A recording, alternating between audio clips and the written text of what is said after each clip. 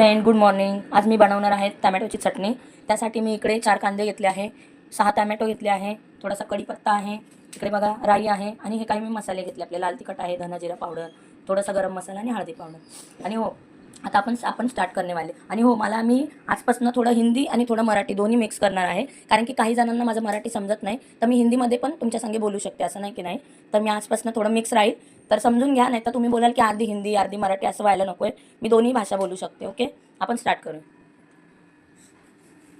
आता मी यात राई घालून घेणार आहे, कढीपत्ता. कढीपत्ताचा योग आहे, आपण कांदा डालूया.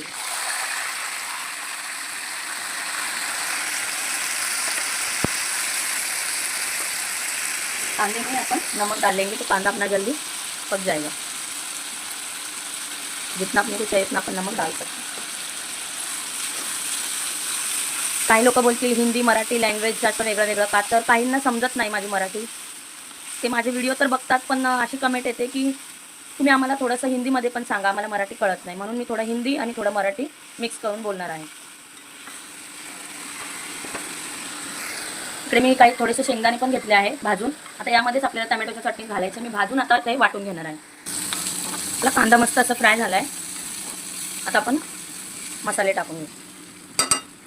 आणि मराठीमध्ये याला टमॅटोची चटणी बोलतात आणि हिंदीमध्ये टमाटर की चटणी असं पण बोलतात. म्हणजे दोन्ही लँग्वेज मी आजपासून हे केलं आहे, त्याच्यामुळे मला सांगणं जरुरी आहे, नाही तर बोलतील की कसली भाजी. आता आपला कांदा मस्त झाला, आता आपण टमॅटो घालून घेऊ. आणि टमाटर अच्छा अपने को इसमें गलाने का है, को अच्छा भूनते रहने का एकदम, और फिर ढक्कन रख के 5-10 मिनट के लिए छोड़ देने का.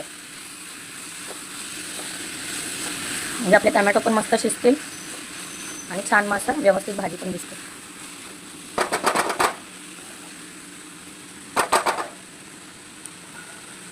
आता मी हे 10 ते 15 मिनिटासाठी झाकून ठेवते. बघू शकता आपली अशी भाजी व्यवस्थित शिजत आली टमॅटोची. आता आपण यातच थोडंसं शेंगदाण्याचा कूट घालणार आहोत. इकडे शेंगदाणे भाजून आणि वाटून घेतलेले, आता मी 2 चम्मच घालते. तुम्हाला आवडले तर घाला, नाही आवडले तर नका टाकू, पण छान लागतं बघा, एकदा घालून बघा. आता मी याला चांगलं असं मिक्स करून घेणार.